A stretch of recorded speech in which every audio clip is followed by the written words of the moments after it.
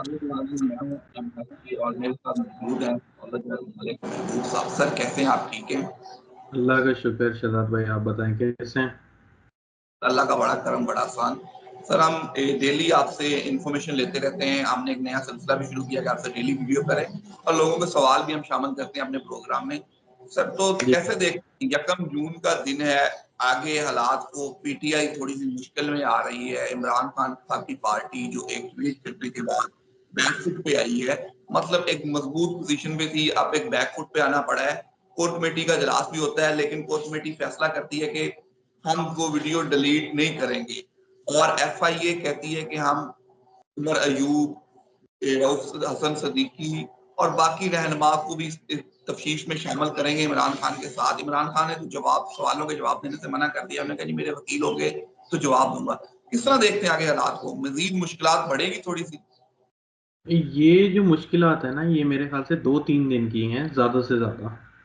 इसके बाद जो है इनकी मुश्किलात में कमी आने का अंदेशा दिख रहा है मुझे। अब ये वल्लाह आलम, जो वैसे तो गैब का इल्म ऊपर वाले को है, लेकिन एज पर माई कैलकुलेशन इसमें अभी कमी आ जाएगी। लेकिन इन्होंने जो इकदाम उठाए हैं ना, तो ये इन्होंने बहुत गलत टाइम पे उठाए हैं।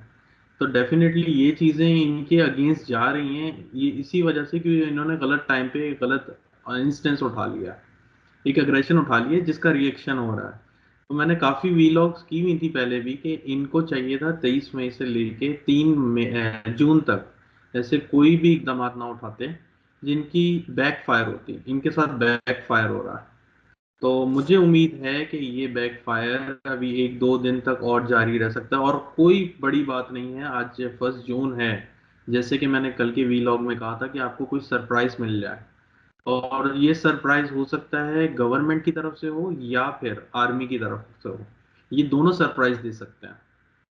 ये बहुत बड़ी बात नहीं होगी, मेरे लिए तो नहीं होगी एटलीस्ट, कि ये कोई सरप्राइज दे दें।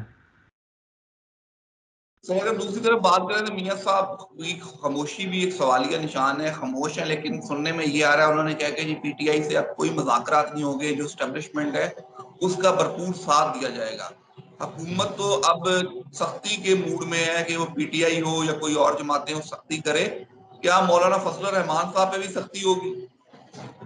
सर सख्ती सब पर होगी, ऐसा नहीं है कि किसी पर्टिकुलर बंदे पर होगी सख्ती। ये ज्यादातर आपको अभी आगे चल के दिखेगा।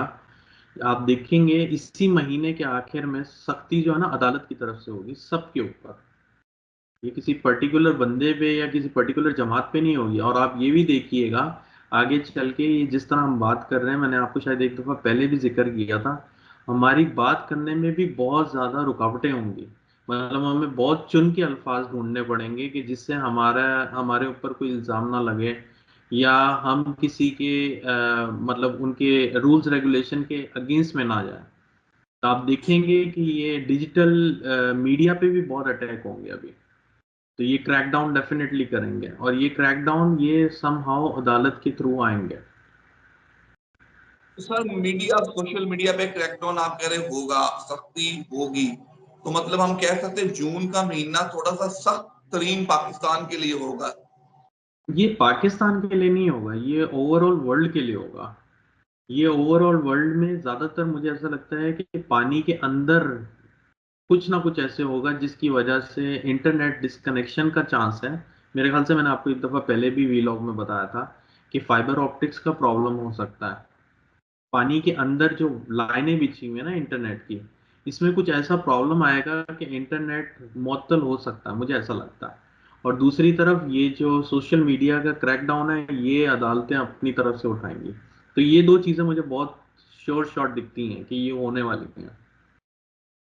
तो अगर आपसे थोड़ी सी बात दुनिया की, वर्ल्ड की कर लें, तो इसराइल और फलस्तीन की जो जंग है खामोशी से जारी है। वर्ल्ड में शोर तो है, लेकिन उस तरह शोर नहीं मच रहा जिस तरह दूसरी साइड पे हम देखें रशिया और यूक्रेन की जंग है, वो भी खामोशी से जारी है, पर चुपके से वो जंग भी चली जा रही है। तो किस तरह देखते हैं इन दोनों जंगों को? ये आहिस्ता आहिस्ता ही चलती रहेंगी। इस ये अब वो वाली एक मिसाल होती है ना, एक वो आपने बचपन में सुना होगा, शेर आया गांव में शोर मचता था।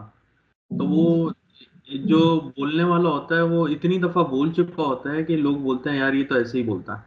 मेरी बात समझ रहे हैं आप? जंग हो रही है, नुकसान हो रहा है, नो डाउट, लेकिन अब दुनिया अपने में इतनी मगन है कि उनको इन चीजों से इतनी परवाह नहीं है, जबकि होनी चाहिए, क्योंकि अगर ये फैल गई तो इसके नुकसानात पूरी दुनिया को होंगे, पूरी दुनिया को ही होंगे डेफिनेटली। लेकिन ये आहिस्ता आहिस्ता चलती रहेंगी, ये थमने वाली जंगें नहीं है। ये मतलब कुछ टाइम के लिए एकदम से पीक पर होंगी, फिर कुछ ठंडे हो जाएंगी, मतलब ये बस चलता रहेगा आहिस्ता आहिस्ता। लेकिन अभी वैसे मामलात नहीं होंगे जो इस साल के शुरू में हुए थे, जो एकदम से अग्रेशन दिख रहा था। अब मुझे ऐसा लगता है कि कुछ थमने वाली साइड पे चली जाएगी, क्योंकि उसकी वजह ये है, दुनिया जो है ना कुदरती आफात के साथ उलझ जाएगी। तो इंसानी आफात का मुझे ऐसा नहीं लगता कि इंसान अपने ये जंगों में लगे। मुझे ऐसा लगता है कुदरती आफात इतनी होंगी इस दुनिया में कि लोग जंगों को भूल के ये कुदरती आफात से लड़ने में मतलब मसरूफ हो जाएंगे। सर अगर बात करें अपने खित्ते की, इस सेंट्रल एशिया, वेस्ट एशिया की, क्या चीन ताइवान का इशू, पाकिस्तान अफगानिस्तान या इंडिया का इशू कोई छिड़ने का खतरा तो नहीं है इसमें? बिल्कुल है सर, ये तो बहुत ज्यादा दिख रहे हैं। चाइना और ताइवान लगेगा, और चाइना इंडिया, और इंडिया पाकिस्तान, ये सारे आपस में एक दूसरे के साथ आपस में आएंगे आमने सामने। मेरे ख्याल से मैंने वीलॉग में एक दफा बताया था कि जुलाई से लेके अगस्त का जो टाइम है ना, ये ऐसा टाइम है जिसमें क्लैशेस होंगे, बॉर्डर पे क्लैशेस होंगे। और कोई बड़ी बात नहीं है, जैसे ये मोदी के इलेक्शन, मतलब इंडिया के इलेक्शन हो जाएंगे और मोदी जैसे ही वापस पावर में आएंगे, तो ये मैंने कल भी शायद आपको कहा था कि ये कुछ ऐसी पॉलिसीज फॉरेन बनाएंगे जिसकी वजह से बहुत क्लैशेस होंगे एकदम से।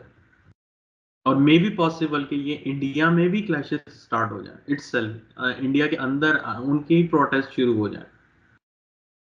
सर चले थोड़ी सी बात हम फिर इमरान खान साहब की कर लेते, तो लोगों के हवाले से कि मई के महीने में तो खान साहब को रिलीफ मिल रहा था, वो जेल से बाहर भी आ रहे थे। अब जून का महीना 1 जून हो गया है, तो क्या ईद खान साहब जेल में ही करेंगे? ईद पे कोई चांसेस तो नहीं है उनके बाहर आने के? अब बात यह है शहजाद भाई, मेरी गुजारिश भी है, जो भी एस्ट्रोलॉजर ये मतलब वीलॉग वगैरह करते हैं, इनको चाहिए कि ये हकीकत रखें सामने। ये बहलाने के लिए या यूं कह सकते हैं, मैं खुल के नहीं बोलना चाहता हूँ, बट फॉर एनी रीजन ये अगर सही व्यू नहीं देंगे तो एस्ट्रोलॉजी इटसेल्फ ये क्वेश्चन मार्क बन जाएगी कि ये मतलब ये वाकई साइंस है या ये तुक्के हैं। तो अगर तो आपको एस्ट्रोलॉजी आती है तो आप खुल के साफ बताएं कि यार ये चीजें हैं, ये फैक्ट हैं, इन ये मसाइल हो सकते हैं। गलती होती है, मैं ये नहीं कहता हूँ 100% परफेक्ट है, कोई भी इंसान 100 परफेक्ट नहीं है, 100%। ये एस्ट्रोलॉजी इज अ साइंस, इसको आप जितना पढ़ते रहेंगे आप फिर भी बोलेंगे कि ये 100% नहीं है, मतलब अभी इसमें और सीखने को बहुत कुछ है। तो इसी तरह मैं कहूंगा कि जो लोग भी वेबिनार करते हैं या वीलॉग करते हैं, they should put the exact fact कि वाकई क्या फैक्ट है। अब आप आते हैं इमरान खान पे, तो मुझे अभी नहीं लगता सर, अनफॉर्चुनेटली, कि ये इमरान खान साहब अभी फौरन बाहर आ जाएंगे और ये ईद मनाएंगे, मुझे नहीं लगता। अभी टाइम है। सर अभी टाइम है। दूसरी तरफ बात करूं, चौधरी परवेज अली साहब जेल से तो रिहा हो गए हैं, सदर है पीटीआई के, बिल्कुल खामोश हो गए हैं रिहाई के बाद, चुप ठान ली है। बेटे उनके मोनस लाई साहब, वो भी ट्विटर पे बिल्कुल खामोश हो गए। ऐसा यकदम खामोशी कोई समझ से बाला आ रहा है। दूसरी तरफ शाह महमूद कुरैशी साहब की कोई भी खबरें नहीं है, जेल में है, मतलब उस तरह उनकी कोई खबर नहीं है। सर अभी जिनकी खबर है उनके साथ ही इतना मसले मसाइल चल रहे हैं, तो वो क्यों खोलेंगे? इसमें एस्ट्रोलॉजिकल जरूरत तो नहीं है देखने की। लेकिन मुझे ऐसा लगता है कि अगर वो खामोश है तो अच्छी बात है, क्योंकि इस टाइम पे कोई भी एक्शन का बहुत गंदा रिएक्शन होगा। अगर वो खामोश है तो बहुत अच्छी बात है। जो खामोश नहीं है, आप उनके साथ रिएक्शन देख रहे हैं ना कैसा हो रहा है, क्योंकि ये टाइम सही नहीं है। अगर वो खामोश है तो अच्छी बात है, मेरे ख्याल से तो ये एक अक्लमंदाना फैसला है। इसको थोड़े से टाइम के बाद ही इसके ऊपर एक्शन लिया जाए तो ज्यादा बेहतर है। सर थोड़ी सी बात अगर आप करूं, जून का महीना है, क्या ये ऐसा होता है कि 4 स्टार के लिए खुशखबरियां होती हैं, 4 बुरुज के लिए नुकसान होता है?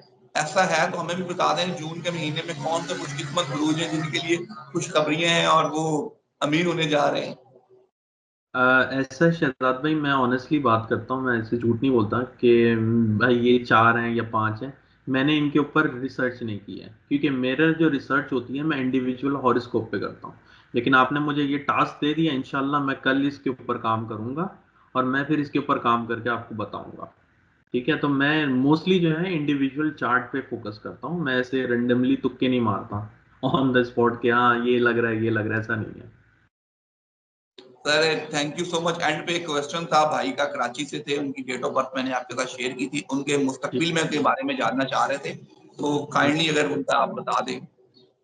हाँ, मेरा एक रिक्वेस्ट ये है, अगर कोई भी सवाल करता है तो प्लीज़ क्लियर मेंशन किया करें कि आपका सवाल क्या है। तो मेरे ख्याल से ये जो भी साहब हैं इन्होंने अपनी डिटेल्स तो दे दी हैं, लेकिन इन्होंने ये नहीं बताया मेरा सवाल क्या है। तो बहरहाल मैंने न्यूमरोलॉजिकली इनका चार्ट देखा है, तो न्यूमरोलॉजिकल मुझे ऐसा लगता है कि ये थोड़ा सा डिफिकल्ट टाइम में जा रहे हैं। इज अ गुड पर्सन, और ये मतलब एजुकेशन में अच्छी कोई एजुकेशन ले रहे हैं, और ये एजुकेशन वाइज अच्छे, मतलब अगर मुस्तकबिल में देखें तो इनका फ्यूचर ब्राइट है। लेकिन इनको 1-2 साल ऐसे गुजारने चाहिए जो संभल के गुजारें। और इनका जो डेस्टिनी नंबर है ना, वो नंबर 5 है। तो डेस्टिनी नंबर 5 को मैंने काफ़ी दफ़ा बताया कि वो न्यूट्रल नंबर होता है, तो इनको चाहिए कि अपनी फ्रेंडशिप या ये जिस भी मतलब माहौल में रहते हैं उसमें अच्छे लोगों का सिलेक्शन करें। क्योंकि अगर ये बुरी सोबत में रह गए तो ये जो इनके पास इतने अच्छे नंबर है, ये इनको फ़ायदा नहीं देंगे, ये इनको नुकसान देंगे।